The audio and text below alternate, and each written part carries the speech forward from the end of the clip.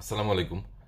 বাংলাদেশের বিভিন্ন রাজনৈতিক দলগুলোর ব্যক্তিবর্গের উদ্দেশ্যে বলছি যে আপনারা ভাই যখন কোনো বক্তব্য শুরু করেন বা কেউ কোথাও কোনো কথা বলছেন দেশ সম্পর্কে, সেই দেশ সম্পর্কে কথা বলার সময় ধরেন বাংলাদেশের যে রাজনৈতিক দলগুলো যেমন আওয়ামী লীগ, উনি শেখ মুজিবের 14 গোষ্ঠীর কথা বলে শুরু করেন। আবার যিনি বিএনপি তিনি জিয়াউর রহমানের 14 গোষ্ঠীর কথা বলে শুরু করেন। তারপর জাতীয় পার্টি উনি হোসেন মোহাম্মদ এরশাদের 14 গোষ্ঠীর কথা বলে তারপর বক্তব্য শুরু করেন।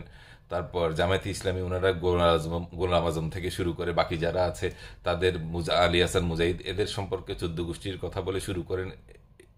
এই কাহিনীগুলো না করলে পারেন না। ডিরেক্ট যেটা বলেন সেটা বলার জন্য আসছেন, বলতে পারেন না। নিজেদের কোয়ালিটি কি সেটা জাহির করতে পারেন না, সেটা দেখাতে পারেন না।